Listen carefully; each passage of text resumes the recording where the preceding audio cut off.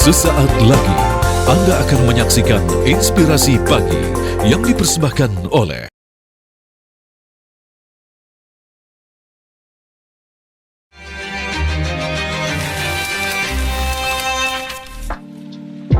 Assalamualaikum warahmatullahi wabarakatuh. Sampurasun. Saya Atalia Praratia, saya anggota DPR RI Dapil Jabar 1, yaitu Kota Bandung dan juga Kota Cimahi dari fraksi Partai Golkar. Dan Bapak-bapak, Ibu-ibu semua sedang menyaksikan Di Balik Kursi TV Parlemen.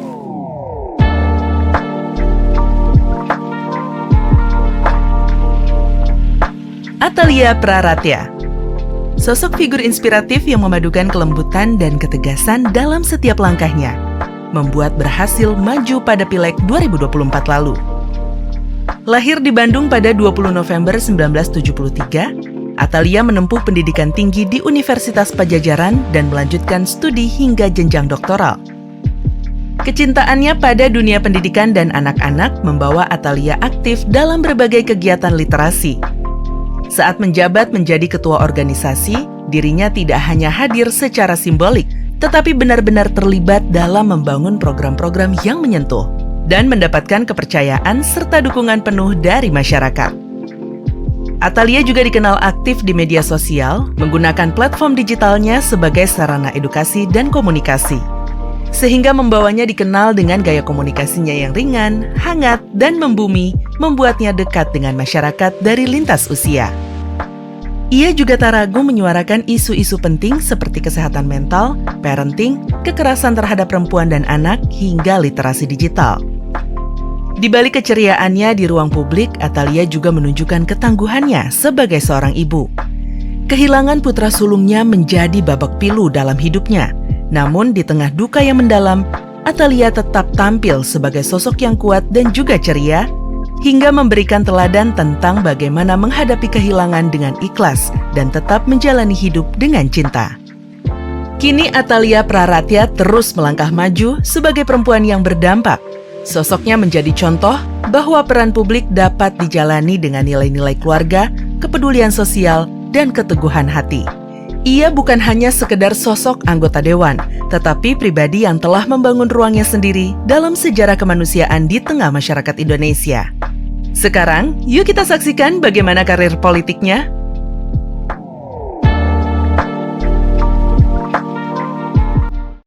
Jadi saya sebetulnya, karena saya ini dasarnya orang Sunda ya, kita tuh sudah terbiasa untuk saling memanggil sebutan bukan namanya gitu ya, bukan nama aslinya tetapi nama panggilan sebagai bentuk penghormatan, sayang dan lain-lain gitu ya. Jadi kalau di Jawa Barat itu ada namanya Teteh sama Neng. Nah kalau Neng itu biasanya anak-anak muda nih, biasanya yang masih remaja lah gitu sampai anak-anak gitu. Nah di atas itu biasanya kita panggil Teteh, tapi kalau udah mulai agak-agak deket usianya panggilnya Teteh. Jadi senang banget dipanggil Teteh. Gini, saya tanya sama ayah saya, sama ibu saya, jadi sebenarnya nggak ada nama itu, nggak ada artinya gitu. Jadi Atalia itu karena pada waktu itu ayah saya tuh senang sekali traveling, jadi dulu tugasnya banyak sekali ke luar negeri gitu ya, memberikan ceramah gitu ya, atau mungkin jadi narasumber dan lain sebagainya dari berbagai negara termasuk ke wilayah Atlanta. Jadi ketika itu karena lewat tuh ke Atlanta ya, terus kemudian langsung kepikiran, wah kalau punya anak namanya Atalia. Jadi pas saat itu saya brojol, saya nggak ada, tapi udah bilang sama ibu saya bilangnya, jangan lupa ya namanya Atalia gitu. Jadi kalau Praratia itu lebih karena kita ini sama semuanya. Kakak saya itu namanya dimulai dari A, diakhiri dengan A, panjangannya dari P, akhirannya A. Jadi Adia Prajana. Jadi saya ini kan 10 tahun mendampingi suami saya, Pak Ridwan Kamil, menjadi istri wali kota termasuk juga gubernur. Nah pada waktu itu saya melihat bagaimana posisi seseorang, jabatan seseorang itu mempengaruhi banyak hal. Bisa melakukan perubahan yang diinginkan, bisa kemudian melakukan segala sesuatu itu karena berada di dalam sistem begitu. Saya kan sekarang dulu itu aktivis sosial. Aktivis kemanusiaan juga gitu yang sering turun ke masyarakat kaitannya dengan kebencanaan, masalah sosial dan lain sebagainya. Nah waktu itu Kang Ridwan Kamil, Kang Emil bilang ke saya, Teh, kebayang nggak sih kamu bisa lebih banyak membantu orang ketika kita masuk ke dalam sebuah sistem politik begitu. Yuk gabung gitu. Supaya nanti lebih luas lagi yang bisa dilakukan. Jadi saya berpikir, oh betul juga. Nah itu jadi sebenarnya alasan itu. Dan yang terakhir memang karena saya agak khawatir gitu. Kita tidak ingin bahwa segala sesuatu terkait dengan aturan, undang-undang dan sebagainya itu terlalu maskulin gitu. Kita harus menjadikan segala sesuatu itu seimbang tentu saja, termasuk bagaimana perspektif gender itu juga harus dihadirkan dalam kaitannya dengan aturan-aturan gitu. Jadi saya merasa bahwa penting sekali ada perempuan-perempuan yang memperjuangkan itu gitu ya. Contohnya saya berkomitmen ketika saya masuk ke Komisi 8 ini, saya langsung mengatakan bahwa saya ingin menjadi pendorong bagi kaum perempuan supaya mereka bisa berketahanan, bisa mandiri, bisa kemudian mereka menyelesaikan permasalahan sendiri, karena nggak mungkin perempuan itu harus terus diberi gitu, tapi mereka harus dengan sendirinya memiliki kekuatan gitu, ketahanan supaya mereka keluar dari situasi-situasi yang mungkin dari masing-masing perempuan berbeda-beda.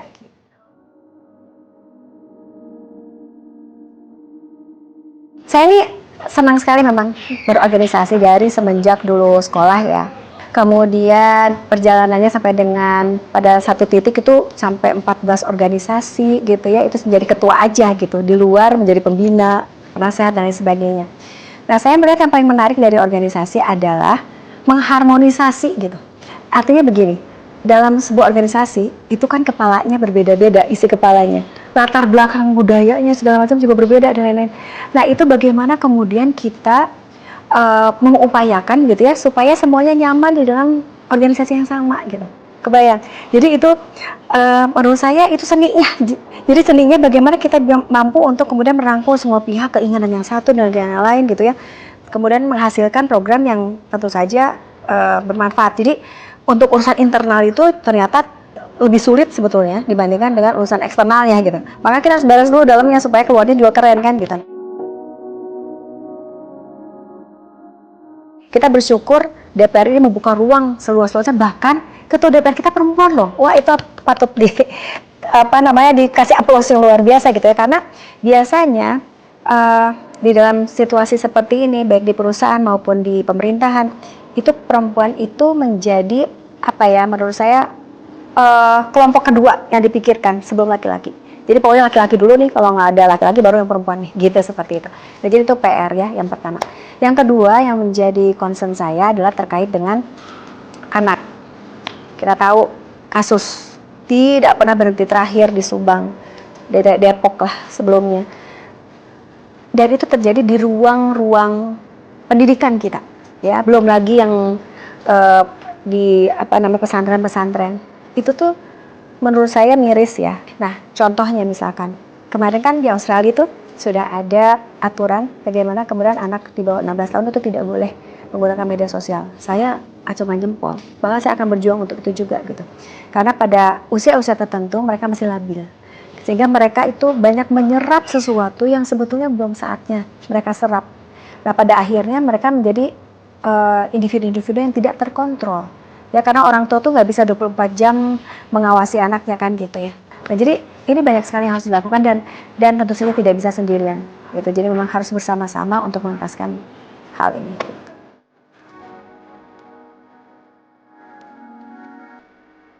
Oke, yang sekarang sedang urgent adalah masalah kebencanaan. Jadi di kami di Jawa Barat sendiri saja itu ada sekitar 1.500 kebencanaan dalam sampai bulan ini, dari mulai bulan Januari, bayangkan. Di beberapa tahun sebelumnya itu sampai 2.400 kebencanaan, sampai 2.700 kebencanaan besar dan kecil ya, yang kecil pun dihitungkan. Itu dalam 1 tahun, bayangkan. Kejadian itu jangan sampai kemudian kita seolah-olah nanti kaget gitu. Pada saat kejadian, loh kita kok nggak dikasih tahu. Nah, maka dari sekarang saya ingin masyarakat itu tahu dulu ancamannya apa, kemudian tahu apa yang harus dilakukan gitu. Misalkan contohnya adalah ketika kejadian kebencanaan, misalkan mereka sudah harus siap dong tas siaga bencananya. Pada saat kejadian kebencanaan mereka tahu dong evakuasinya kemana gitu kan. Pada saat kejadian kebencanaan mereka juga harus yang dipersiapkan tuh apa saja, misalkan dokumen-dokumen lain masukin segala macam. Jadi itu penting menurut saya. Termasuk juga mereka jalur jalur-jalur dan lain sebagainya juga harus mereka perhatikan. Nah, jadi banyak sebetulnya yang saya ingin dorong karena itu tadi kebutuhan ya. Kalau tadi kan ditanya apa yang pengen harus duluan dilakukan, ya karena kebencanaan ini menurut saya masih dianggap sepele gitu di kota saya, di kota Bandung.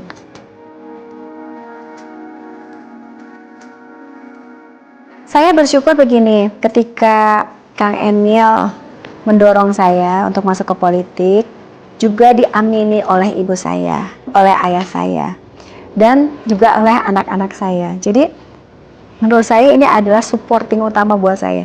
Jadi ketika keluarga kecil saya dukung, maka insya Allah keluarga besar pun akan dukung, kan begitu ya. Karena bagaimanapun juga nanti tanggung jawab itu akan ada di keluarga kecil kami.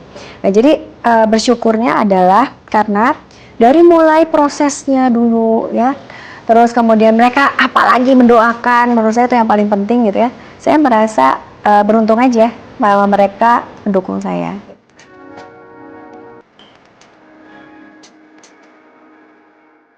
Kalau anak dan keluarga itu adalah energi buat saya. Jadi saya ada di sini atas energi itu gitu. Saya didukung oleh suami dengan anak dan mereka baik-baik saja, mereka happy ya. Maka saya pun akan baik-baik saja gitu ya. Karena saya merasa bahwa dan ini mungkin juga terjadi pada semua keluarga ya. Seorang perempuan apalagi dia akan menjadi kokoh tangguh gitu ketika dia ditopang. Nah, supporting sistemnya itu yang harus buat ya. Ya orang tuanya, ya suaminya apalagi gitu ya, apalagi anak-anaknya. Jadi saya merasa bahwa mereka adalah energi dan kebahagiaan buat saya. Pilih dipanggil Bu Cinta atau Ibu Atalia? Ibu Atalia. Karena kalau Ibu Cinta gitu ya, mereka suka lupa nama asli saya Bu Atalia. Karena itu pernah kejadian. Jadi selama ini orang-orang manggilnya Bu Cinta, Bu Cinta, Bu Cinta. Pas kemarin kampanye nggak ada yang tahu nama saya Bu Atalia.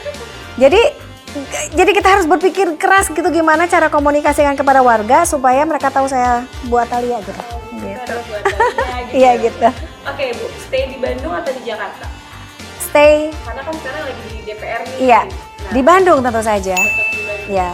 Jadi kalau Jakarta adalah house, kalau Bandung adalah home. Home adalah sesuatu yang ada di hati. Oke Bu.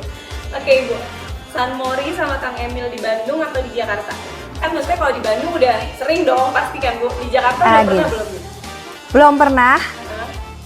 Oh maksudnya kalau jalan-jalan doang sih udah. San Mori. Saya nggak tahu di mana. Kalau San Mori itu biasanya kita cari sunset, cari sunrise gitu ya. Saya belum dapat di sini. Mungkin harus ke Ancol. Nah, nanti kita akan coba. Itu belum. Tapi kalau tanya sekarang, saya di Bandung. Di Dapil dong. Karena apa? Aku bisa keluar sedikit lah. Bisa ke Kabupaten Bandung Barat, bisa ke Kabupaten Bandung gitu ya. Bisa set gitu jauh. Oke Bu, ambil kelas mengajar tentang rapat panggilan fraksi. Karena saya sekarang sudah menjadi anggota DPR, saya dibayar untuk menjadi wakil rakyat, maka saya akan datang ke fraksi dulu. Tapi kangen gak sih Bu ambil kelas mengajar lagi? Oh, itu mah sudah dari hati ya. Jadi saya tuh hobi banget ikut kursus. Saya hobi banget dan termasuk saya juga sekarang sedang mengajar. Tentu kita harus terus menambah ilmu ya. Tapi tadi bahwa itu kan bisa diatur waktunya. Tapi kalau untuk kaitannya dengan tugas saya sebagai anggota DPR tentu harus menjadi yang utama. Oke Bu, terakhir Ibu, akan memperjuangkan isu perempuan atau isu pendidikan? Dua-duanya boleh nggak sih? Pendidikan deh. Karena di dalam pendidikan kita juga bisa mendidik perempuan. Oke, terakhir boleh dong Bu? Dari buku saya aja, nggak mau dari buku Boleh, orang boleh, lain Bu. gitu ya. Boleh. Gini, saya ada sebuah quotes yang sebetulnya saya merasa itu adalah yang harus kita semua lakukan. Jadi ini quotesnya begini, sesuatu yang datang dari hati akan sampai kepada hati. Jadi lakukan semuanya sepenuh hati dengan keikhlasan, insya Allah kebahagiaan itu akan datang banyak dan mungkin kita tidak bisa menampungnya lagi. Karena apa? Karena kebahagiaan itu dia akan berlimpah ruah untuk kita semua. Akan kembali dengan hati.